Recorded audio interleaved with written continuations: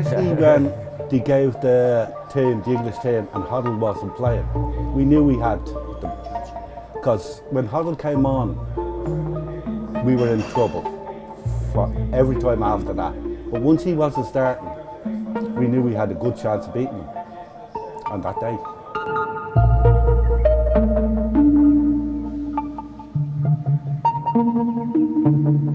We stayed in a place called, in Cologne itself, and all the action was in the Altstadt area of Cologne.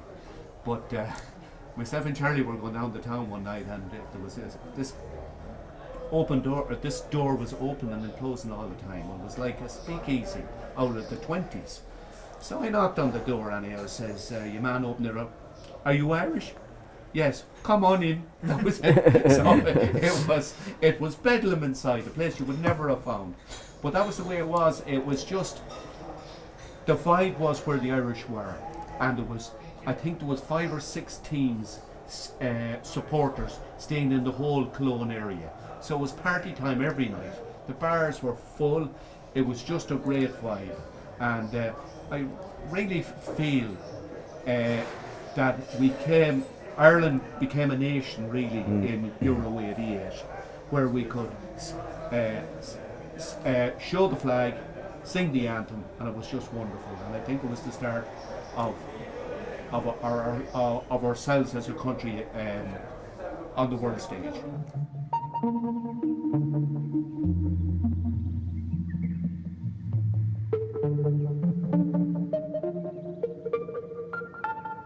Do them for us today!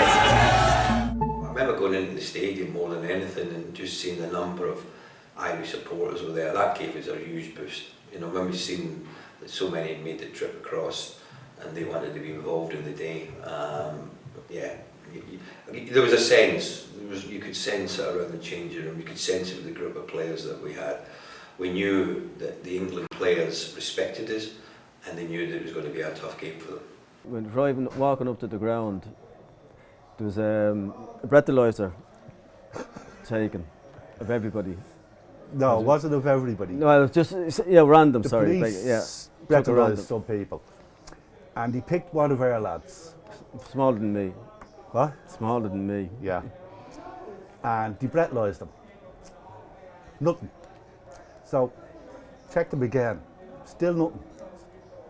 Didn't think the breathalyzer was working. So they got another breathalyzer, checked him, or still nothing. They picked the only guy out of the 70 of us who didn't drink. Yeah. The rest of us would have to be off the drink for a week to pass it. First thought, the amount of Irish that were in the stadium. Oh, the colour. We thought that the England fans would have a bigger crowd there.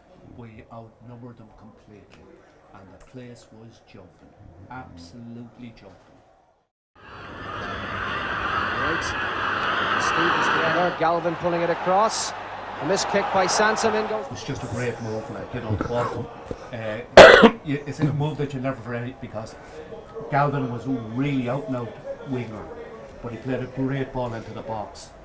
And Stapleton, I think, he went up with their centre back. I can't remember. Pearson, I think it was. Yeah.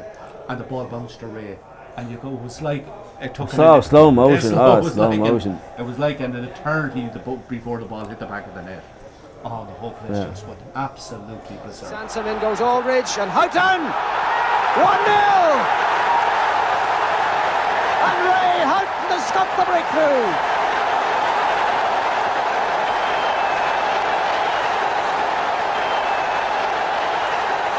And Jack Charlton cannot believe it! Screaming, shouting, you name it. You were hugging people you never seen in your life, you know. I remember when the ball came to me, Peter Shilton had come off his line a little bit, so I knew there was a lot of space, and my one thought was get a bit of height on it and lift it over him, and then, you know, as long as you didn't get too much elevation, there was a good chance it was going to go in. But, you know, to see it hit the back of the net, your first international goal was my first goal for Ireland, and the biggest game that they played in a number of years was surreal. You know, it was just great to be part of. And I remember Jack saying to me after the game, "Don't you ever do that again?" And I thought he meant score against England, and he said, "No, score that early." He says that was the longest 84 minutes of my life. So I didn't after that. I didn't score that many, but I didn't score that early either. But yeah, it was just such a special day, special occasion. Most of us didn't. Most people didn't realise it, but you know, just when the final whistle went, Oh, we've won. And the thing is, what are they saying at home then? What's Yeah. that time there was no Exactly. internet, there was no Yeah. nothing. You know, and then you're looking for the papers the next day, phoning up. Somebody was ringing up to say, what did they say about the game and all that. Yeah. It was just incredible. Oh, everybody singing on the bus. Well, a couple of the guys just couldn't believe it. They were, yeah, not saying a word, but most of us were just singing and all. Yeah. Like when we pulled up to the hotel, the owner of the bar, waiting on the lads to get the instruments to go back down to the pub, and little trad session and all that. Like,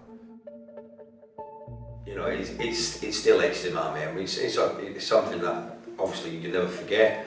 But I'm delighted that it's brought so much happiness to so many people in Ireland. I have been blamed for many things for scoring that goal. I've been blamed for people getting married, people having babies, people smashing TVs, people smashing coffee tables, you name it, on that particular day, that particular moment when that goal went in. So many people have came to me and said, you know what, that happened to me that day, that happened to me that day. And they're all great stories, you know, and I love every one of them because it shows you what sport can do. It can bring people together, it can showcase what a country's trying to do, and there's no doubt, absolutely no doubt in my mind that football changed dramatically in Ireland from that moment on.